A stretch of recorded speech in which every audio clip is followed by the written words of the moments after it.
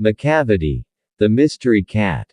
T. S. Eliot. Thomas Stearns Eliot, 1888–1965, was born in St. Louis, Missouri, USA but eventually settled in England.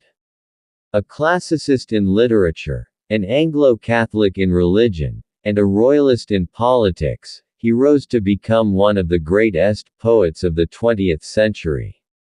He was also a distinguished critic and a dramatist. He was awarded the Nobel Prize for Literature in 1948.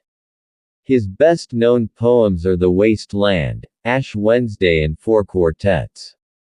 As a poet and spokesman for his age, he truly represents the intellectual, social and philosophical moods of the 20th century. The present poem, Macavity, The Mystery Cat, is from his collection called Old Possum's Book of Practical Cats, which was made into a very successful music on stage by the great composer Sir Andrew Lloyd Webber. It is a light poem in the mock heroic vein.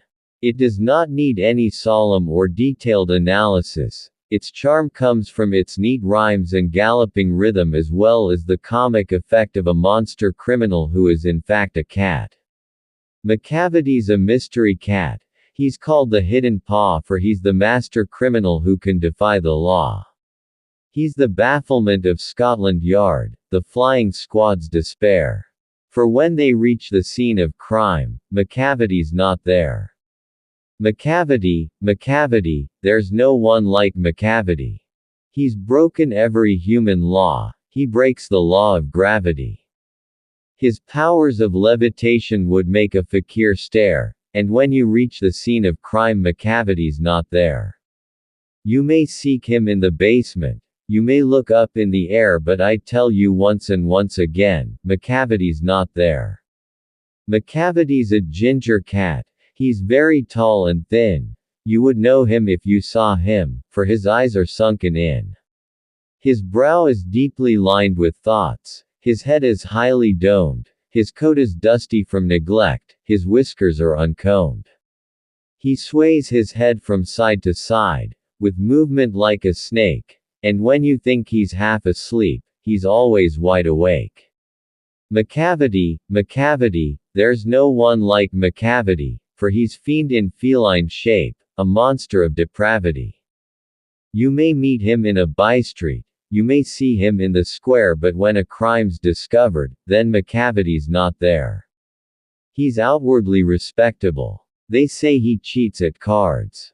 And his footprints are not found in any file of Scotland Yards. And when the larder's looted, or the jewel case is rifled, or when the milk is missing, or another peak's been stifled, or the greenhouse glass is broken, and the trellis past repair, there's the wonder of the thing. Macavity's not there. And when the Foreign Office find a treaty's gone astray, or the Admiralty lose some plans and drawings by the way, there may be a scrap of paper in the hall or on the stair, but it's useless to investigate, Macavity's not there. And when the loss has been disclosed, the Secret Service say, it must have been Macavity. But he's a mile away.